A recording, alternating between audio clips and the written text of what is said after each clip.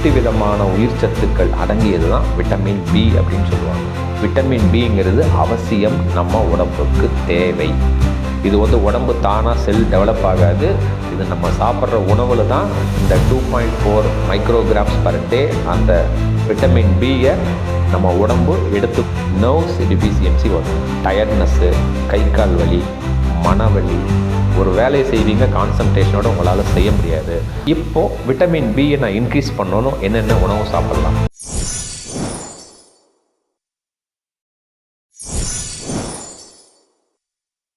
அன்பு வணக்கம். ஒரு அற்புதமான தலைப்பை பார்க்கலாங்க. அதாவது இன்றைக்கெல்லாம் பார்த்தீங்கன்னா நிறைய டாக்டர் சொல்கிறது விட்டமின் பி குறைபாடாக உங்களுக்கு இருக்குது அப்படின்னு சொல்லி தான் நிறைய மருந்துகள் கொடுக்குறாங்க. இந்த வீடியோவில் என்ன பார்க்க போகிறோம்னாங்க, விட்டமின் பின்னா என்ன, விட்டமின் பி நம்ம உடம்புக்கு எவ்வளோ தேவை, அப்படி குறைபாடுகள் ஏற்பட்டால் என்னென்ன நோய்கள் நமக்கு ஏற்படும். சரி சார், இந்த விட்டமின் பி இன்க்ரீஸ் ஆகணும்னா நான் எந்த மாதிரி உணவு முறைகள் எடுக்கணுங்கிறத ஸ்டெப் பை ஸ்டெப்பாக இந்த வீடியோவில் சிறப்பாக பார்க்கலாங்க. 100% உங்களுக்கு பயன்படும் அப்படிங்கிற நம்பிக்கை தன்மையில் செயல்படுத்தியிருக்கேன். சிறப்பாக வீடியோக்குள்ளே போகலாங்க. Vitamin B. விட்டமின் பி, விட்டமின்ஸ்னால் என்னங்க? இது ஒரு உயிர் சத்து. ஆனால் விட்டமின் பியில் ஒரு ஸ்பெஷாலிட்டி இருக்குங்க. ஒரு 8 விதமான உயிர் சத்துக்கள் அடங்கியது தான் விட்டமின் பி அப்படின்னு சொல்லுவாங்க. அதாவது B1, B2, B3, B5, B6, B7, B9 and B12 இத்தனை உயிர் சத்துக்கள் அடங்கியது. கொஞ்சம் ஒவ்வொன்றா பார்க்கலாங்க. B1 அப்படின்னா தியமின் அப்படிங்கிற உயிர் சத்து இருக்குது. B2ன்னா விப்போஃப்ளாவின் உயிர் சத்து இருக்குது. B3ன்னா நியாமின். B5 அப்படின்னா பேண்டோபேனிக் ஆசிட் அப்படிங்கிற ஒரு உயிர் சத்து. B6 அப்படின்னா பைராக்சிடைன் அப்படிங்கிற ஒரு சத்துக்கள். B7னா பயோட்டின் அப்படிங்கிற ஒரு சத்துக்கள். B9னா ஃபோலேட் அப்படிங்கிற ஒரு சத்துக்கள். B12னா வேரியஸ் கோப்ளமைன்ஸ். ஸோ இத்தனை சத்துக்கள் அடங்கியது தான் விட்டமின் பி. அப்போது விட்டமின் பிங்கிறது அவசியம், நம்ம உடம்புக்கு தேவை. சரி, இப்போ அடுத்த பார்ட், இது எவ்வளோ சார் நமக்கு தேவை? இது ரொம்ப முக்கியம். ஏன்னா இங்கே தான் நமக்கு மிஸ்டேக் பண்ணிடுறோம். இப்போ ஒரு எக்ஸாம்பிள் சொல்கிறேங்க. ஒரு கடுகுன்னா மஸ்டர்ட் சீட்ஸ் அப்படின்னு சொல்லுவாங்க. ஒரு கடுகு பார்த்திங்கன்னா அதனோட வெயிட் பார்த்திங்கன்னா 2000 மைக்ரோகிராம்ஸ், 2000 மைக்ரோகிராம்ஸ் அதனோட வெயிட். இந்த விட்டமின் பி நம்ம உடம்புக்கு எவ்வளோ தேவைன்னா 2.4 மைக்ரோகிராம்ஸ் பர் டே. அப்படின்னா பாருங்கள், 800 மடங்கு. கடுகுங்கிறதே சின்னது, அதிலிருந்து 800 மடங்கு குறைவான விட்டமின் பி தான் நம்ம உடம்புக்கு டெய்லி தேவை. இப்போ புரிஞ்சுக்கிட்டிங்களா? ஸோ 2.4 மைக்ரோகிராம்ஸ் பர் டே நமக்கு தேவை. இதே ப்ரெக்னென்சி லேடியாக இருந்தால் 2.6 மைக்ரோகிராம்ஸ் பர் டே தேவை. பால் கொடுக்குற தாய்மார்களாக இருந்தால் 2.8 மைக்ரோகிராம்ஸ் பர் டே தேவை. 100% இது உணவு முறையில் மட்டும்தாங்க சாத்தியம். இது உடம்பு தானாக செல் டெவலப் ஆகாது. இது நம்ம சாப்பிட்ற உணவில் தான் இந்த 2.4 மைக்ரோகிராம்ஸ் பர் டே அந்த விட்டமின் பியை நம்ம உடம்பு எடுத்துக்கும், அந்த சத்தை எடுத்துக்கும் அப்படிங்கிறது தான் சயின்டிஃபிக் ப்ரூஃப். இதுதான் உண்மைத்தன்மை.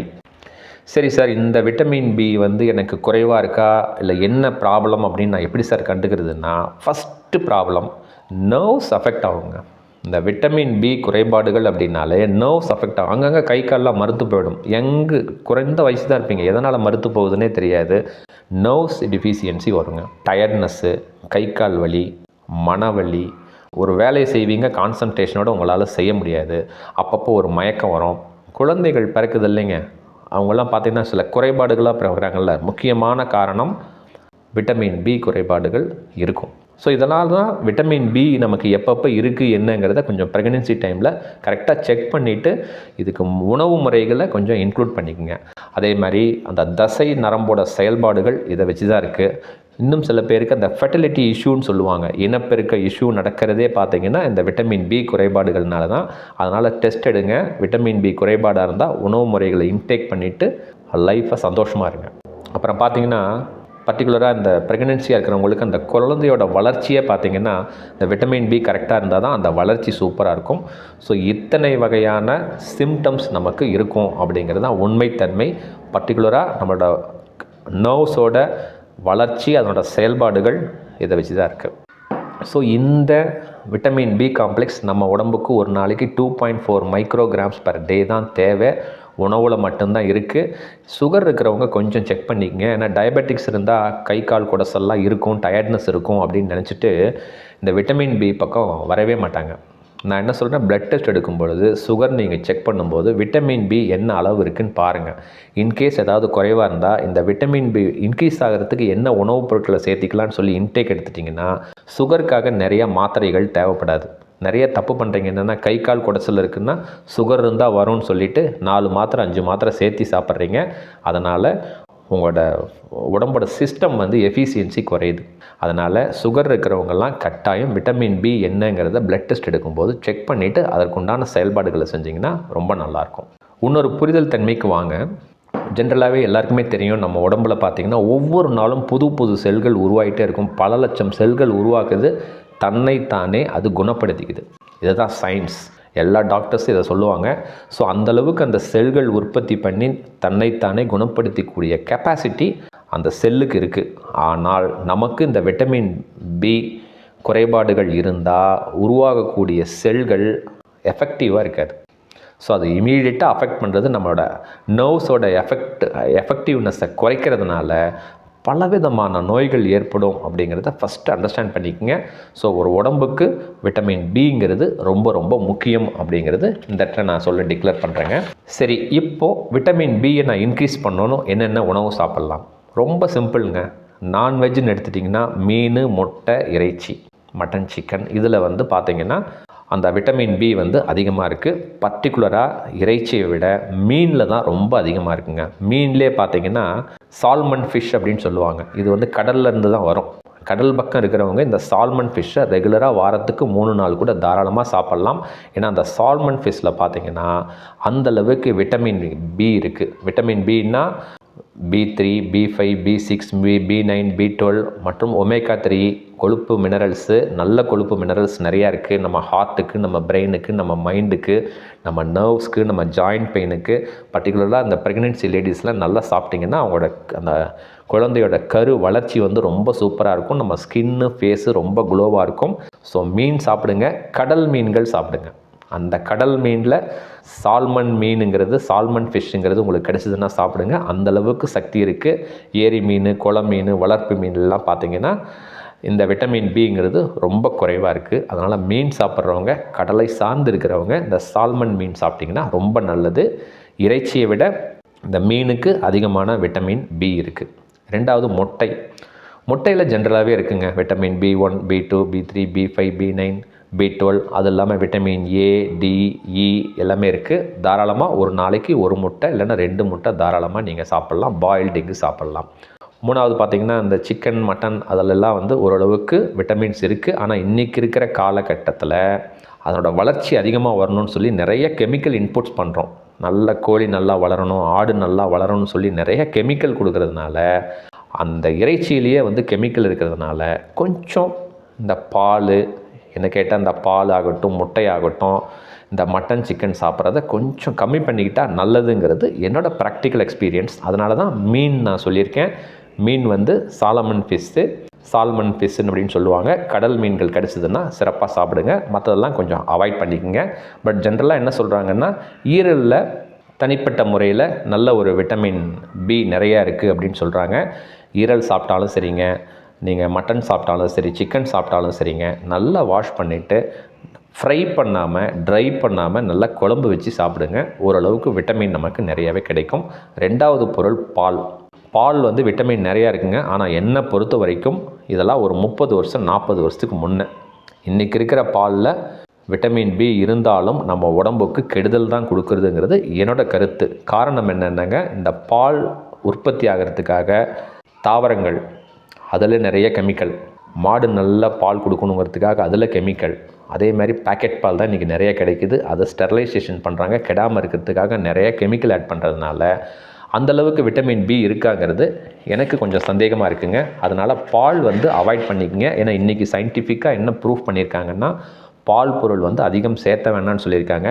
டைஜஷன் இஷ்யூவை கம்மி பண்ணுது, கான்ஸ்டிபேஷன் இஷ்யூ வருதுங்கிறதுனால பால் வந்து சேர்த்த வேணாம். உங்களுக்கு இயற்கையாகவே நீங்களே மாடு வளர்த்துறீங்க, நல்ல தாவரங்கள் கொடுக்குறீங்க, நாட்டு பசும்பால் உங்களுக்கு கிடைச்சதுன்னா தாராளமாக ஒரு நாளைக்கு 100 ml 200 ml தாராளமாக குடிக்கலாம். வெள்ளை சர்க்கரை சேர்த்தாமல் பால் சாப்பிடுங்க. 100% அதில் விட்டமின் பி இருக்குது. பட் எல்லாருக்குமே இந்த பால் கிடைக்கிறது இல்லை. அவங்களுக்கெல்லாம் ஒரு வேறு ஆப்ஷன் கொடுக்குறேங்க. மாப்பிள்ளை சம்பா அப்படிங்கிற ஒரு அரிசி இருக்குது, நாட்டு மருந்து கடையில் இருக்குது, வாங்கிக்கிங்க. அதை அரிசி நல்லா பாயில் பண்ணிவிட்டு பழைய சாப்பாடு ஆக்கிடுங்க. அடுத்த நாள் அதை சாப்பிடுங்க. அந்த பழைய சாப்பாடு பண்ணும் பொழுது அந்த மாப்பிள்ளை சம்பா ரைஸில் பார்த்தீங்கன்னா இருக்கிற அந்த ஃபைபர் கண்டென்ட் ப்ளஸ் அந்த ஸ்டாமினாக்கு பார்த்தீங்கன்னா விட்டமின் பி நிறைய இருக்குது. அதை பழைய சாப்பாடு பண்ணி அதில் உப்பு போட்டு மோர் ஊற்றி சின்ன வெங்காயம் கடிச்சிட்டு சாப்பிட்டு பாருங்கள். அந்தளவுக்கு விட்டமின் பி சக்தி இருக்குது. பாலுக்கு பதிலாக மாப்பிள்ளை சம்பா அரிசியை ட்ரை பண்ணுங்கள். 100% விட்டமின் பி சூப்பராக இருக்கும். டெய்லி நீங்கள் வாரத்துக்கு ஒரு 3 நாள் சாப்பிட்டா போதும். வாரத்துக்கு ஒரு 3 நாள் சாப்பிடுங்க பழைய சாப்பாடு. எல்லாருமே பழைய சாப்பாடில் நல்ல விட்டமின் பி இருக்குதுன்னு சொல்கிறாங்க. ஆனால் இப்போ இருக்கிற அரிசியில் எதுவுமே கிடையாது. மாப்பிள்ளை சம்பா அரிசி யூஸ் பண்ணி பழைய சாப்பாடு பண்ணி சின்ன வெங்காயம் கடிச்சிட்டு சாப்பிடுங்க. அந்தளவுக்கு விட்டமின் பி இருக்குது. 3வது விஷயம், கீரை வகைகள். கீரையில் பார்த்தீங்கன்னா பர்டிகுலராக சிறுகீரை, பசலைக்கீரை, வெந்தயக்கீரை, முருங்கைக்கீரை ரெகுலராக வாரத்துக்கு 2 நாள் 3 நாள் எடுத்துக்கங்க.